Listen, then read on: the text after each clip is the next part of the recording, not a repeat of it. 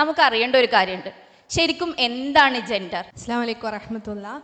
ബിസ്മില്ലാ അൽഹംദുലില്ലാ വസ്സലാത്തു വസ്സലാമു അലാ റസൂലിഹിൽ അമീൻ വഅലാ ആലിഹി വസഹ്ബിഹി അജ്മഈൻ അമ്മാ ബഅദ്. അപ്പോൾ ഈ ഒരു ഡിസ്കഷൻ്റെ സ്റ്റാർട്ടിങ്ങിൽ ഇപ്പോൾ സുമയ ഒരുപാട് കാര്യങ്ങൾ സൂചിപ്പിച്ചു.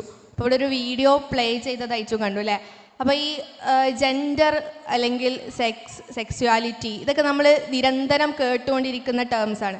അപ്പോൾ ഈ ജെൻഡർ എന്ന് പറയുന്ന സംഭവം സോഷ്യലി കൺസ്ട്രക്റ്റഡ് ആയിട്ടുള്ള, അതായത് നമ്മൾ ജീവിക്കുന്ന സൊസൈറ്റി നമ്മളെ മേൽ അടിച്ചേൽപ്പിക്കുന്നത്, അതായത് നീ ഒരു ആൺകുട്ടിയാണ് അല്ലെങ്കിൽ നീ ഒരു പെൺകുട്ടിയാണ് എന്നുള്ളത് നമ്മൾ തീരുമാനിക്കാതെ ഈ സമൂഹം തീരുമാനിച്ച് നമ്മളെ മേൽ അടിച്ചേൽപ്പിക്കുന്ന എന്തോ ഒരു സംഭവമാണ് എന്നുള്ള രൂപത്തിലാണ് ഇപ്പോൾ പ്രചരിച്ചുകൊണ്ടിരിക്കുന്നത്. ഇപ്പോൾ ഒരു എക്സാമ്പിൾ നോക്കുകയാണെങ്കിൽ നമ്മുടെ ഫോൺ എടുത്തിട്ട് വാട്ട് ഈസ് ജെൻഡർ എന്ന് നമ്മളൊന്ന് ടൈപ്പ് ചെയ്ത് നോക്കി, നിങ്ങൾ ഗൂഗിൾ എടുത്തിട്ടൊന്ന് ജസ്റ്റ് സെർച്ച് ചെയ്ത് നോക്കിയാൽ മതി. അപ്പോൾ അതിൽ ഫസ്റ്റ് തന്നെ ടോപ്പിൽ വന്നിട്ടുള്ള ഒരു ചെറിയ ഡെഫിനിഷനാണ് ഞാൻ നിങ്ങൾക്ക് മുമ്പിൽ വായിച്ച് കേൾപ്പിക്കുന്നത്. Gender is a socially constructed concept that refers to the roles, behaviors, expressions and identities of people. അപ്പോൾ നമുക്ക് ഫസ്റ്റ് തന്നെ വരുന്ന സംഭവമാണ്, അതായത് ജെൻഡർ എന്ന് പറയുന്നത് എന്താണ്? നമ്മുടെ സൊസൈറ്റി നമ്മളെ പ്രവർത്തനങ്ങൾ അല്ലെങ്കിൽ നമ്മളെ ഡ്രസ്സിങ് അല്ലെങ്കിൽ നമ്മുടെ ബിഹേവിയേഴ്സ് ഇതിൻ്റെയൊക്കെ ബേസിൽ നമുക്ക് നിർമ്മിച്ച് തന്നിട്ടുള്ള ഒരു, അതായത് നമ്മളെ ആ ഭാഗത്തേക്ക് മാറ്റി ഇത് ഒരു മെയിൽ അല്ലെങ്കിൽ ഫീമെയിൽ എന്നുള്ള കാറ്റഗറിയിലേക്ക് മാറ്റി എന്നാണ് ഇപ്പം മോഡേൺ ജെൻഡർ തിയറികൾ പറയുന്നത്.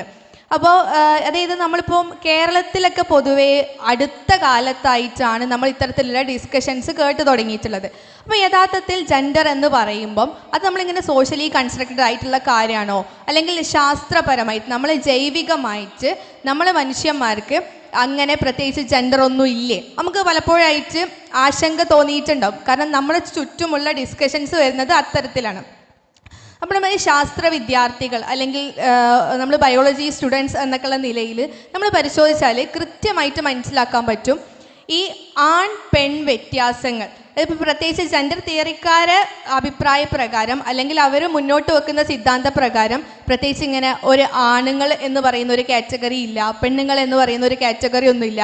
ഈ വുമൺ അല്ലെങ്കിൽ നമ്മളൊക്കെ പെണ്ണുങ്ങളാണ് എന്നുള്ളത് തന്നെ എന്താണ്, അതൊക്കെ ഒരു തരം സമൂഹത്തിൻ്റെ ചിത്രീകരണമാണ്. ഇന്ന വിഭാഗത്തിലുള്ള ആളുകൾ പെണ്ണുങ്ങളാണ്. അപ്പോൾ യഥാർത്ഥത്തിൽ അങ്ങനെയാണോ? നമുക്ക് ബയോളജിക്കലി ജൈവികപരമായിട്ട് നമ്മൾ ആൺ പെൺ ആണ് എന്നുള്ള നമ്മൾ ആ വ്യത്യസ്തമാക്കുന്ന ഘടകങ്ങളൊന്നും ഇല്ലേ എന്നുള്ളതൊന്നും പരിശോധിച്ച് നോക്കിയാൽ നമുക്ക് കൃത്യമായിട്ട് മനസ്സിലാക്കും. നമ്മൾ ഈ XY ക്രോമസോമുകളെ കുറിച്ചൊക്കെ പഠിച്ചിട്ടുണ്ടല്ലേ? നമ്മൾ ജനിക്കാൻ പോകുന്ന കുട്ടി പെൺകുട്ടിയാണോ ആൺകുട്ടിയാണോ എന്ന് തീരുമാനിക്കുന്നത് എങ്ങനെയാണ്? ഈ XY ക്രോമസോമുകളുടെ അതിലുള്ള എണ്ണത്തിനനുസരിച്ചൊക്കെയാണ് അല്ലേ? നമ്മൾ കൃത്യമായിട്ട് അറിയുന്ന കാര്യമാണ്.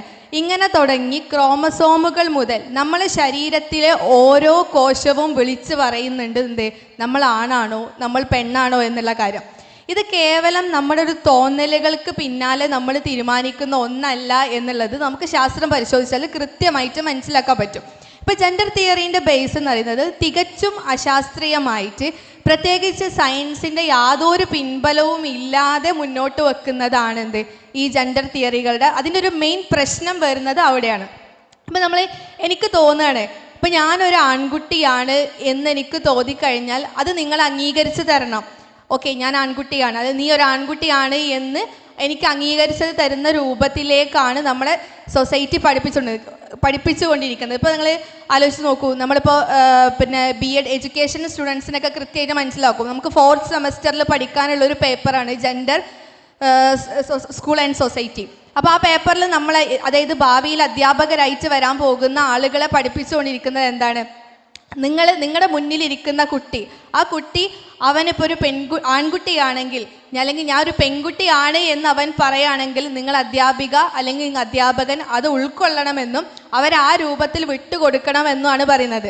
അപ്പോൾ ആ കുട്ടി ഇത് എന്തിൻ്റെ ബേസിലാണ് പറയുന്നത്? അപ്പോൾ എനിക്ക് തോന്നുന്ന എൻ്റെ ഒരു കേവലമായ തോന്നലിൻ്റെ പുറത്താണ് ഞാനത് സംസാരിക്കുന്നത്. ഞാനൊരു ആൺകുട്ടിയാണ്, അല്ലെങ്കിൽ എന്ന് ഞാൻ പറയുമ്പം അത് നിങ്ങളൊന്നും അംഗീകരിച്ചത്. തിരിച്ചൊരു ചോദ്യം ചോദിക്കാൻ പോലുള്ള ഒരു ഓപ്ഷൻ അവിടെ കൊടുക്കുന്നില്ല. നമ്മളെ എഡ്യൂക്കേഷൻ പഠിക്കുന്ന, അതായത് BEd സ്റ്റുഡൻസിനൊക്കെ നമ്മുടെ ക്ലാസ് മുറികളിൽ വെച്ച് ഇപ്പോൾ നിലവിൽ കേരളത്തിൽ നമ്മൾ പഠിച്ചുകൊണ്ടിരിക്കുന്ന നമ്മുടെ സിലബസിൽ ഉൾപ്പെടുത്തിയിട്ടുള്ള കാര്യങ്ങളാണ്.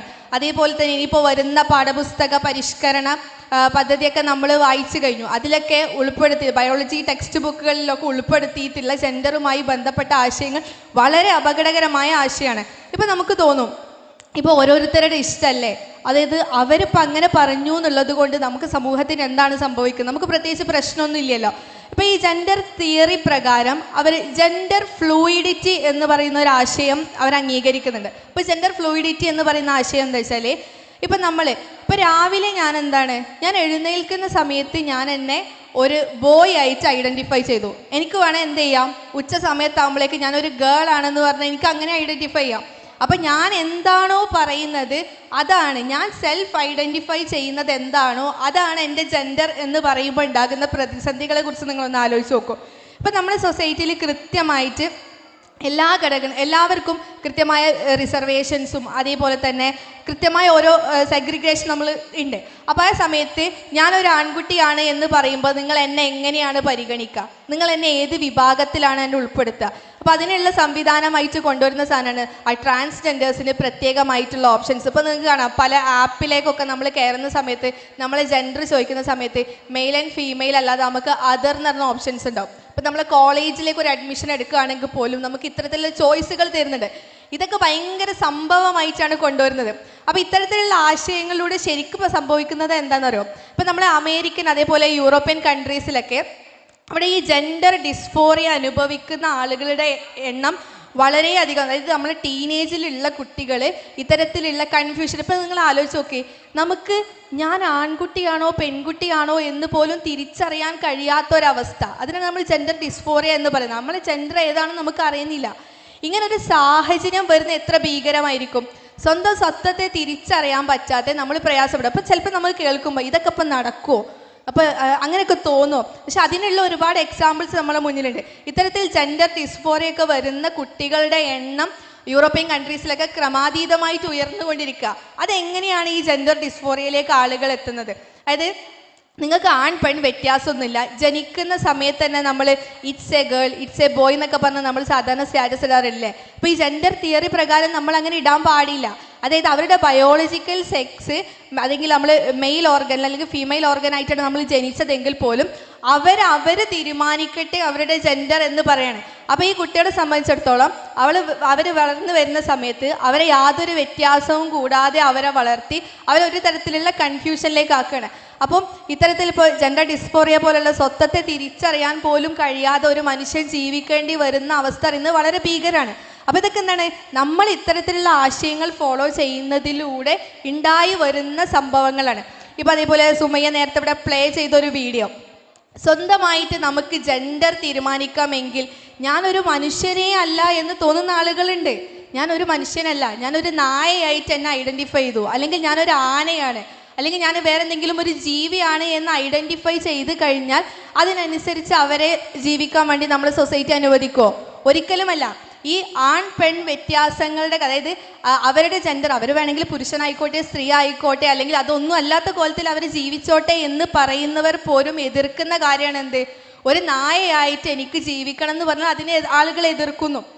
അപ്പോൾ ഈ ഒരു തരത്തിലുള്ള ഒരു ഇരട്ട താപം നമുക്കിതിൽ കാണാൻ പറ്റും. ഒരു വശത്ത് മനുഷ്യന്മാരുടെ കേസിക്ക് വരുമ്പം അത് അവരിഷ്ടമുള്ള തീരുമാനിച്ചോട്ടെ, പക്ഷെ മൃഗങ്ങളെ കാര്യത്തേക്ക് പോകുമ്പോൾ അത് അവരെന്ത് ചെയ്യരുത്, അതിന് വേണ്ടിയിട്ട് അവരെ അനുവദിക്കാതിരിക്കുകയും ചെയ്യുന്ന ഒരു തരത്തിലുള്ള ഒരു അവസ്ഥയാണ് നമുക്കിവിടെ കാണാൻ പറ്റുക. അതേപോലെ ഇതുമായി ബന്ധപ്പെട്ട് നമുക്ക് പറയാനുള്ളത് എന്താ വെച്ചാൽ, നമ്മുടെ ശരീരത്തിലെ അവയവങ്ങൾ തന്നെ, ഈ അവയവങ്ങളൊക്കെ എനിക്ക് അധികമാണ് എന്ന് തോന്നുക, എന്നിട്ട് അത് മുറിച്ച് കളയാം. അപ്പോൾ അത്തരത്തിലുള്ള ഭീകരമായ മനുഷ്യൻ്റെ തോന്നലുകൾക്കനുസൃതമായിട്ട് നമ്മൾ നമ്മുടെ ശരീരത്തിനെ മാറ്റുക. അപ്പോൾ ഞാൻ ആണാണെന്ന് തോന്നുന്നതിനനുസരിച്ച് എൻ്റെ മനസ്സിൻ്റെ തോന്നലിനെ ട്രീറ്റ് ചെയ്യാതെ ഞാൻ ഈ ഹോർമോണൽ ട്രീറ്റ്മെൻറ്റും മറ്റ് കാര്യങ്ങളൊക്കെ എടുത്തിട്ട് ഞാൻ എൻ്റെ തോന്നലിനനുസരിച്ച് ഞാൻ മാറാം. നമ്മൾ പലപ്പോഴും എക്സാമ്പിൾ പറയലുണ്ട്, നമ്മളിപ്പോൾ കാലിനനുസരിച്ചുള്ള ചെരുപ്പാണ് സാധാരണ യൂസ് ചെയ്യുക അല്ലേ, നമ്മളെ കാലിൻ്റെ സൈസും കാര്യങ്ങളും. നമ്മളിപ്പോൾ ചെരുപ്പിനനുസരിച്ച് നമ്മളെ കാല് മാറ്റുന്നുള്ള അവസ്ഥ എന്താ? അത്തരത്തിൽ എന്താ പറയുക, നമുക്ക് യാതൊരു ലോജിക്കും ഇല്ലാതെ, സയൻസിൻ്റെ യാതൊരു പിൻബലവും ഇല്ലാതെ, വെറും തോന്നലുകളുടെ ബേസിൽ മാത്രം നിൽക്കുന്ന തിയറികളും അതുമായി ബന്ധപ്പെട്ട് വരുന്ന പ്രശ്നങ്ങളും ഉണ്ട് എന്നുള്ള കാര്യം നമ്മൾ കൃത്യമായിട്ട് മനസ്സിലാക്കാം. ഇപ്പോൾ പ്രത്യേകിച്ച് നമ്മളെ ക്യാമ്പസുകളാവട്ടെ, നമ്മളെ സ്കൂളുകളാവട്ടെ, ഈ ഒരു തിയറിയാണ്. ഇപ്പോൾ ഞാൻ ഗൂഗിളിൽ സെർച്ച് ചെയ്ത സമയത്ത് എനിക്ക് ടോപ്പിൽ വന്നിട്ടുള്ളൊരു തിയറി ഞാൻ ഫസ്റ്റ് വായിച്ചു. അപ്പം നമ്മളെ പഠിപ്പിക്കാൻ പോകുന്ന തിയറി ഇതാണ്. നമ്മളെ കുട്ടികളെ സ്കൂളുകളിൽ മുതൽ, ഇനി നമ്മളൊന്നും പഠിച്ചിട്ടുണ്ടാവില്ല, കാരണം നമ്മളെ ഒരു സ്കൂൾ ഏജ് കഴിഞ്ഞ ആളുകളാണ്. അപ്പം ഇനി വരുന്ന നമ്മുടെ അനിയന്മാരെയും അനിയത്തിമാരെയും സ്കൂളുകളിൽ നിന്ന് പഠിപ്പിക്കാൻ പോകുന്ന വലിയൊരു തിയറി ആണെന്ത്, ഇപ്പം ഞാനിവിടെ സംസാരിച്ചിട്ടുള്ള കാര്യം. അപ്പോൾ ഇതിൻ്റെ പ്രശ്നങ്ങൾ മനസ്സിലാക്കുക എന്നുള്ളതാണ് വിദ്യാർത്ഥിനികൾ എന്ന നിലയിൽ നമുക്ക് ചെയ്യാൻ കഴിയുന്ന കാര്യം. അതിനെ ചോദ്യം ചെയ്യാനും അതിൻ്റെ പ്രശ്നങ്ങളെ തുറന്നു കാട്ടാനും നമുക്ക് കഴിയുമ്പോഴാണ്, പ്രത്യേകിച്ച് നമ്മൾ IGMകാർ ഇത്തരം വിഷയങ്ങളിൽ കൃത്യമായ നിലപാടും ധാരണയും ഉള്ളവരായിട്ട് മാറണം എന്ന് മാത്രമാണ് ഈ ഒരു അവസരത്തിൽ സൂചിപ്പിക്കാനുള്ളത്. നമുക്ക് ഒരുപാട് റിസോഴ്സസ് അവൈലബിൾ ആണ്. അത് ഉപയോഗിച്ചുകൊണ്ട് തന്നെ നമ്മൾ ഇത്തരം കാര്യത്തിൽ നമ്മൾ സ്വന്തമായുള്ള ഒരു പഠനങ്ങൾ നമ്മൾ നടത്തുക ഇൻഷാ അല്ലാഹ്. അപ്പൊ ശരിക്കും ആണാണ് പെണ്ണാണ് എന്ന് പറയുന്നതാണ് ഇന്നത്തെ കാലത്തെ ഏറ്റവും വലിയ പ്രശ്നം. അതിൽ മുകളിൽ എന്തെങ്കിലും വേണം എന്നുള്ളതാണ്. സർവശക്തനായ പടച്ചോ നമ്മളോട് പറഞ്ഞിട്ട്, തീർച്ചയായും ഞാൻ ഏറ്റവും നല്ല ഘടനയോട് കൂടി സൃഷ്ടിച്ചു എന്നാ. പടച്ചോ നമ്മളെ സൃഷ്ടിച്ചപ്പോൾ നമുക്കെല്ലാതും ആക്കിയിട്ട് ഒരാണ് അല്ലെങ്കിൽ പെണ്ണ്, അയാൾക്ക് സർവൈവ് ചെയ്യാനുള്ള, അയാൾക്ക് ജീവിക്കാനുള്ള എല്ലാ ഘടനയോടെയും കൂടിയാണ് പടച്ചോ നമ്മളെ ഇങ്ങോട്ട് പറഞ്ഞു വിട്ടത്. എന്നിട്ട് നമ്മളവിടെ ഇരുന്ന് നമ്മൾ ആലോചിച്ച് ഉണ്ടാക്കുന്നതിന് പിന്നാലെ അല്ലെങ്കിൽ അതിനാണ് നമ്മൾ ഇമ്പോർട്ടൻസ് കൊടുക്കുന്നത്. ഒന്ന് ആലോചിച്ച് വെക്കുക, ഈ പറയുന്ന മനുഷ്യനേക്കാൾ ആ മനുഷ്യൻ്റെ തോന്നലുകൾക്കാണ് ഇന്ന് ഏറ്റവും കൂടുതൽ ലിസണേഴ്സ് ഉള്ളത്. അപ്പോൾ അതിനെപ്പറ്റിയാണ് നദ വളരെ നല്ല രീതിയിൽ നിങ്ങൾക്ക് പറഞ്ഞു തന്നത്.